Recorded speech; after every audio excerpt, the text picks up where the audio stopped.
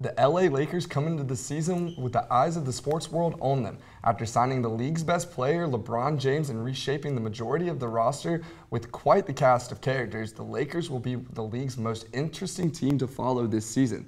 With that in mind, I'm joined by Brad Klier to discuss what a successful season will be for the Lakers and how they'll look on the court.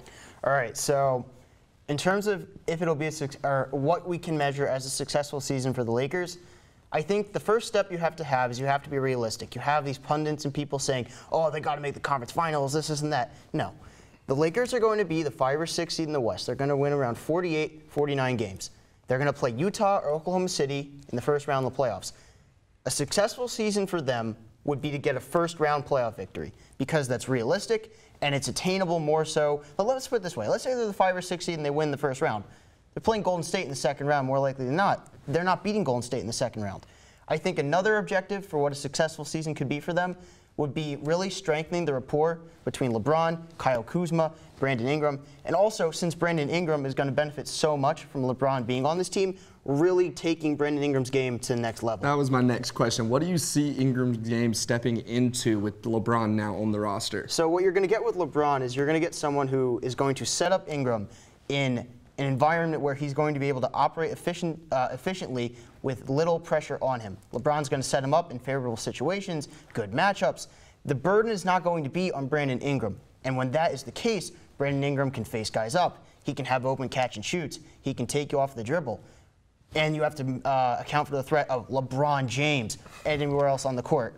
We saw that a little bit in that preseason game against the Nuggets where he was getting wide open looks straight into the lane. And that really is going to show what Brandon Ingram is capable of because he's been the focal point of that team, you could say. And, like, people are calling him a bust, but I don't think that's fair. Okay, that's he's not a bust. He's not. This guy, like, he's a poor man's Kevin Durant. Same build, same sort of frame. Someone who you can give him the ball in the ISO and say, hey, give me the shot. Hit the shot with 5 seconds left in the game. That's the type of player you have with Brandon Ingram. And when you have LeBron James, the best player in the world, the best basketball IQ possibly ever, Brandon Ingram is going to have a monstrous season. And I think the same could be said for Kyle Kuzma as well. Not to the same extent, though. Not to the same extent at all, because they're two different players in this sense. But, like, also you got to think about the other players that can develop, like Lonzo under Rondo. Like, what are other players that you see developing well in this system? So with Lonzo, I kind of worry a little bit because I think they're going to start playing. They're going to start Rondo to start the season. Luke Walton already said that. I don't like that. I think Lonzo should be playing more than Rondo, but LeBron loves Rondo, and I think Rondo is going to get more minutes than Lonzo. I think what's really cool about this Lakers team, they have so many interesting 5-man lineup groups they can put out there. They really do. As I'm watching this game on Sunday, I came up with 2 that I thought would be really interesting. You don't have to play a true point guard or a true center at once. You could put LeBron as the de facto point guard, Kuzma as a de facto 5. Run a big lineup with Kuzma, Beasley, Ingram, LeBron, and Hart as your sort of 2 guard who can create for himself and get to the rim. Or you can get a little weird, play LeBron at the 5, Ingram with Svi, who is going to be a massive, massive asset for them as their 3-point sniper. They can play Kentavious Caldwell-Pope, who can create his own offense, and Lonzo to distribute. With Svi, do you think he can beat Kuzma's record for the Laker rookie threes? It depends how many minutes he gets. I don't know if he'll be able to get, 15 to 20 minutes a game because look at the rotation. Lance Stevenson, Josh Hart, Kentavious Caldwell-Pope, Brandon Ingram's going to be playing 3, LeBron's going to be playing 3 and 4. It's just going to be hard for him to get consistent minutes.